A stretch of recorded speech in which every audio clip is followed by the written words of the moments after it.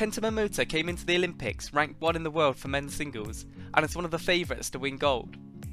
However, in the group stages he had a shock result where he was knocked out to the Korean player HEO Kwanghee, who was ranked 38th in the world. This has probably been the biggest upset of the whole tournament, but how did this happen? In this video I'll be breaking down and analysing what happened in the game and where Kento Momota went wrong.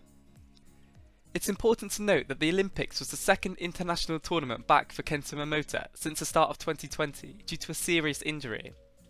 His first tournament back was at the All England in March this year.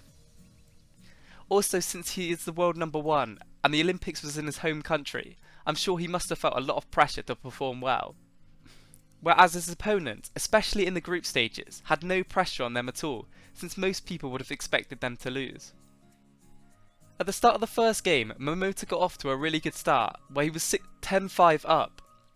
In these rallies, Momota looked quick and was catching the Korean by surprise with his attack, and he did a great job at keeping the rally going, which was forcing errors out of the Korean player, where he was getting impatient and trying to play a shot which was too tight to the net or to the side.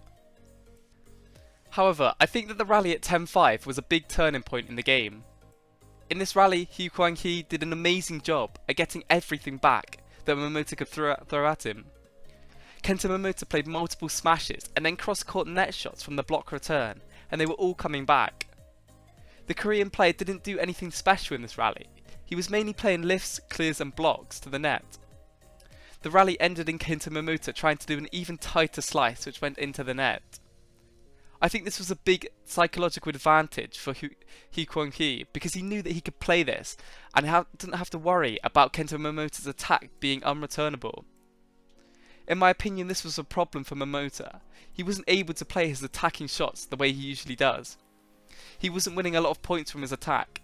The smashes that he played were usually not that steep or tight to the lines.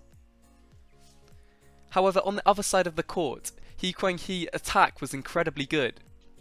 We all know that Kento Momota usually has a great defence and gets back so many shots. But in this game the Korean player was able to win so many points from his attack.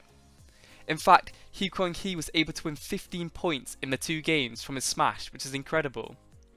That's almost unheard of against Kento Momota. This played such an important role in his ability to win the game. After the match, HEO Kwanghee said that he tried to stay aggressive throughout the match and didn't really expect to win this. This meant that he could go for these all-out smashes because he isn't under any pressure and worrying about them going out. This also affected Kento Momota a lot too, because you can see he was getting really frustrated by losing so many points to the smash.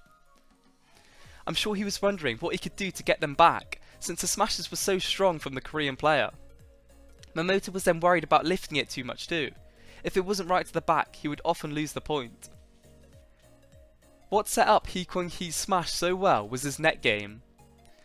Whoever Kento Momota usually plays against, he has the net advantage.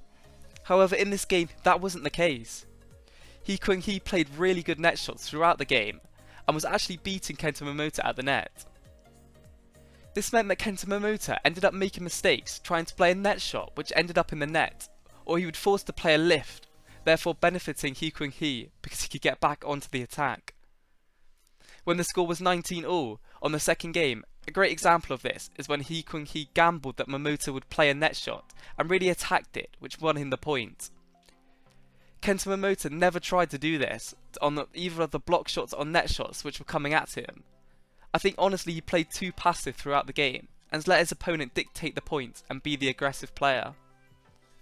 I think one of the reasons for this is because Kento Momota looked fatigued throughout the game. Physically his body looked tired in longer rallies and he wasn't taking the shuttlecock as early as he usually does, and this makes a big difference in singles. There were some shots where previously you would expect Kento Momota to get to them, but in this game he wasn't getting there, or he was taking it late, therefore the shot was going out, or he was under even more pressure after the next shot. After the game, Kento Momota said this: "I don't think that the accident affected me. Earlier I could recover during a match, but today I just could not. I think I was moving well. After my opponent got a lead in the first game, I couldn't recover like I usually do. There were a lot of things happening to me, but still I could be involved in the Olympic Games in Tokyo. I really appreciate that. I'm thankful for all of the support I've received. I'm sorry that I could not fulfill all my expectations that people had of me. It's hard for me to deal with this. I was trying to be aggressive, but I couldn't stay emotionally strong. My physical condition was fine. Playing at my normal level was hard, but it was good to experience to be here. What do you guys think about this shock result? Do you think that we will see Kento Momota back at the top of men's singles again? Please subscribe to the channel and like the video to help support the channel. Thank you for watching and have an awesome day.